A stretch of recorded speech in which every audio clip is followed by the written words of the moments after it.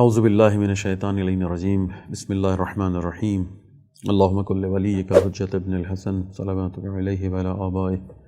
فی هذه الساعة وفی کل ساعة ولی وحافظ وقائد وناصر ودلیل وعین حتی تسکنہ ارضک طوعا وتمتعہ فیہ الطویل برحمتک یا ارحم الراحمین۔ بسم اللہ الرحمن الرحیم۔ ہمارا جو موضوع چل رہا ہے کہ ہم انشاءاللہ کوشش کر رہے ہیں کہ کسی طرح سے اس قرآن کا جو مہینہ کہلاتا ہے، قرآن کی بہار کا جو یہ مہینہ ماہ رمضان ہے، اس میں زیادہ سے زیادہ قرآن سے استفادہ کریں، اور آپ لوگوں کو 10 منٹ سے زیادہ کوشش کر رہے ہیں کہ 10 منٹ سے زیادہ کی زحمت نہ ہو، اور انشاءاللہ روزانہ یہ 10 منٹ کا یہ پروگرام جو ہے آپ تک پہنچ سکے، اور ہم کچھ حد تک اس قرآن کا حق ادا کر سکیں اور دشمن کو اس نگاہ قرآن آپ کے سامنے پیش کر سکیں۔ تو گزشتہ درسوں میں گزشتہ جو گفتگو رہی ہے اس میں چند آیات سے استفادہ کیا تھا، اور بات کو ہم نے یہاں تک پہنچایا تھا کہ ان کے جو قوموں کے جو آپس کے اختلافات ہیں یا ادیان کے ماننے والوں کے جو آپس کے اختلاف ہیں، یہ نہ ہی خدائی پروگرام کا نتیجہ ہے، نہ آسمانی کتب میں ایسا کچھ تھا، اور نہ ہی انبیاء اس طرح جھگڑتے تھے۔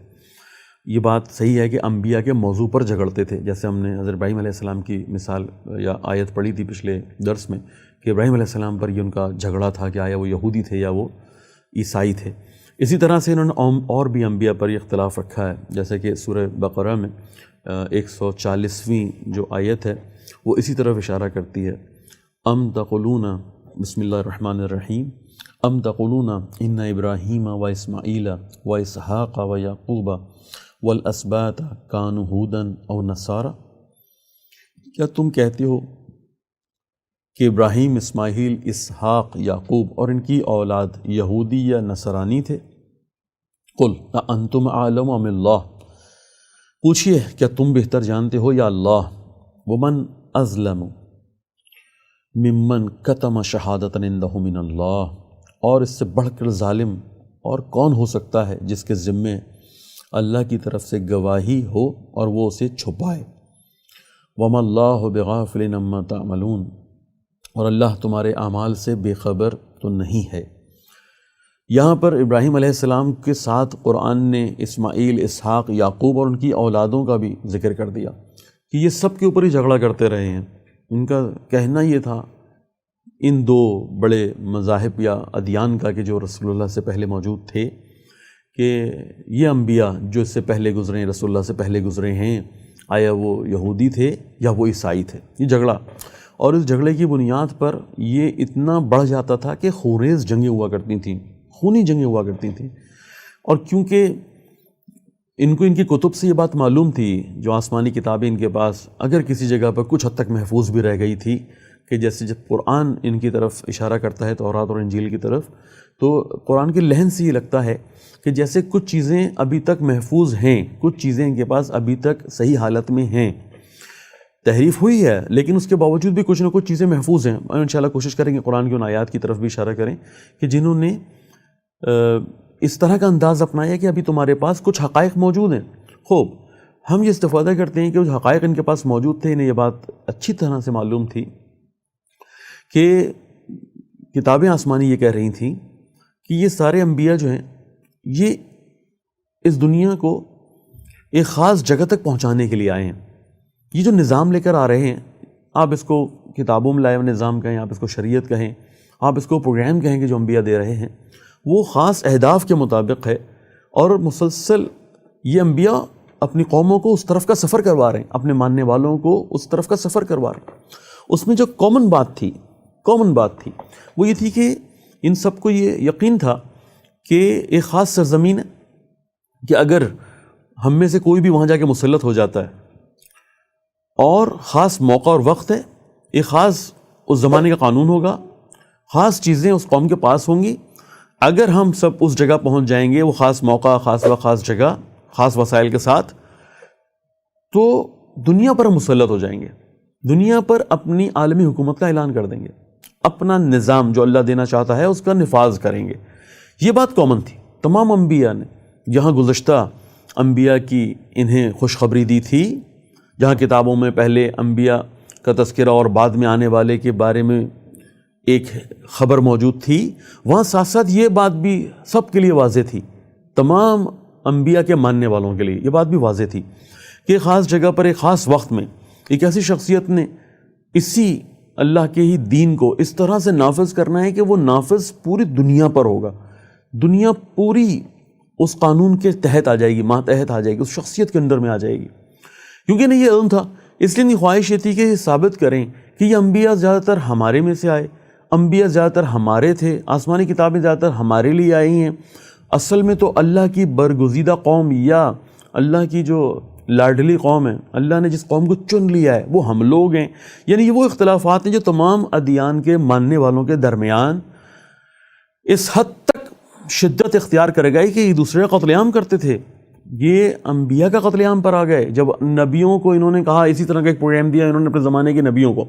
اور کہا کہ ہمیں گزشتہ نبی بتا چکے ہیں کہ ہم ہی لوگ وہ لوگ ہیں کہ جنہوں نے مسلط ہونا ہے، ہم ہی وہ لوگ ہیں، چاہے ہم کچھ بھی کریں، ہم گناہ گار ہوں، ہم نیک ہوں، ہم ظلم کریں، ہم صلح کریں، ہم جو کام کریں، لیکن ہمیں ہی اللہ نے اصل میں مسلط کرنا ہے، ہم ہی کی حکومت قائم ہونی ہے۔ اور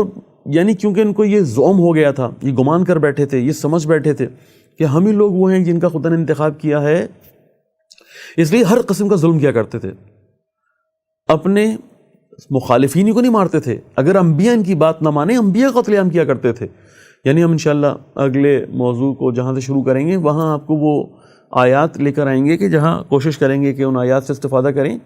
ڈائریکٹ قرآن ہی آپ کو بتائیں، قرآن کا ہی ترجمہ آپ کو دیں، اپنی وضاحت و تشریح کم سے کم رکھیں کہ قرآن یہ کہہ رہا ہے کہ تم نے تو پھر تعریفیں کر کر کے اس مقام پہ پہنچ گیا کہ تم تو اپنے زمانے میں انبیاء کا قتل عام کرتے ہو، تم تو باقاعدہ انبیاء کو قتل کرتے ہو، اور انبیاء کو قتل کرنے کے بعد تم یعنی کئی انبیاء کو قتل کرتے ہو، اور اس کے بعد تم اس طرح سے اگلے دن اپنے بازاروں کو کھول لیتے ہو کہ جیسے گزشتہ روز کچھ ہوا ہی نہیں ہے۔ قرآن کہتا ہے اس طرح کی باتیں۔ بہرحال انشاءاللہ ہم آگے ساری باتیں بیان کریں گے کہ ان لوگوں نے اس دنیا پر مسلط ہونے کے لیے، اپنی طاقت کو بڑھانے کے لیے، اپنے تسلط کو بڑھانے کے لیے وہ ظلم کا بازار گرم کر رکھا تھا، اتنی نفرت پھیلائی ہے انہوں نے بقیہ ادیان کے درمیان میں، اپنے آپ کو برتر ثابت کرنے کے لیے اتنا قتل عام کیا، اتنا ظلم کیا ہے کہ لوگ صرف ان یہودیوں سے یا نصرانی یعنی عیسائیوں سے ہی متنفر نہیں ہو گئے تھے، گزشتہ لوگ ادیان سے تنفر ہو گیا تھا۔ وہ یعنی آہستہ آہستہ ان لوگوں کے کاموں کی وجہ سے ان کو شریعت جو آسمان سے آئی ہے اس سے نفرت ہو گئی تھی، انہیں آسمانی کتب سے نفرت ہونا شروع ہو گئی تھی۔ لوگ کہتے تھے کیونکہ سمجھ رہے تھے کہ یہ یعنی کس طرح کا حکم ان کو ملا ہوا ہے، کس طرح کی آسمانی کتابیں تھیں، کس طرح کی شریعت ان کے درمیان تھی، یہ صرف یعنی ظلم کیوں کرتے ہیں، یہ صرف مال و دولت جمع کیوں کرتے ہیں، یہ اپنے علاوہ ہر ایک کو جانور کیوں سمجھتے ہیں، یہ سوائے اپنے کسی اور کو انسان کیوں نہیں سمجھتے، بقیہ سب کو غلام بنانے کے موڈ میں کیوں رہتے ہیں۔ یعنی اتنا تنفر پھیل گیا تھا کہ لوگ آہستہ آہستہ ان سے، نہ صرف ان سے بلکہ آسمانی کتب سے، آسمانی شریعت سے اور انبیاء سے دوری اختیار کرتے تھے۔ یعنی لوگوں کی وجہ سے جو دعوے دار تھے کہ ہم انبیاء کے ماننے والے ہیں، جو دعوے دار تھے آسمانی کتب ہم پر نازل ہوئی ہیں، جو دعوے دار تھے کہ شریعتیں ہمارے لیے آئی ہیں، ان کے اعمال کی وجہ سے انسانیت ان سے دور ہو رہی تھی۔ قرآن نے بہت ہی خوبصورت انداز میں ان تمام موضوعات کا تذکرہ کیا ہے، اور ہماری کوشش ہے کہ اس ماہ رمضان میں ہم قرآن کے ایک پہلو پر، قرآن واقعاً اتنا بڑا سمندر ہے کہ شاید جس کی گہرائیوں کو سمجھنا اور اس کی گہرائیوں تک اترنا یہ کسی کے بس کی بات نہ ہو، مگر یہ کہ خدا جو چنے ہوئے خدا کے بندے ہیں انبیاء میں سے اور اوصیاء میں سے اور انشاءاللہ ائمہ میں سے،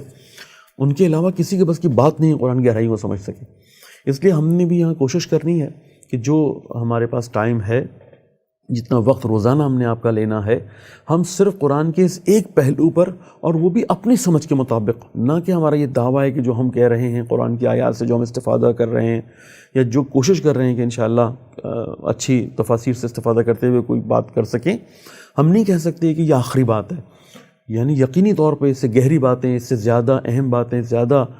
مضبوط بات اور بھی ہو سکتی ہے، لیکن ہم کوشش یہ کر رہے ہیں انشاءاللہ کہ ایک پہلو کو اور اپنی فکر کے مطابق اور انشاءاللہ چند تفاسیر سے استفادہ کرتے ہوئے اس دشمن شناسی از نگاہ قرآن کو آپ کے سامنے روزانہ کی بنیاد پر صرف 10 منٹ انشاءاللہ سے زیادہ کوشش کریں گے کہ کوئی بھی ہمارا گفتگو کا جو ہے دورانیہ ہے یا جو لیکچر ہے وہ اس سے زیادہ آگے نہ جائے۔ بہت شکریہ، انشاءاللہ کل ملاقات ہوگی۔ خدا حافظ۔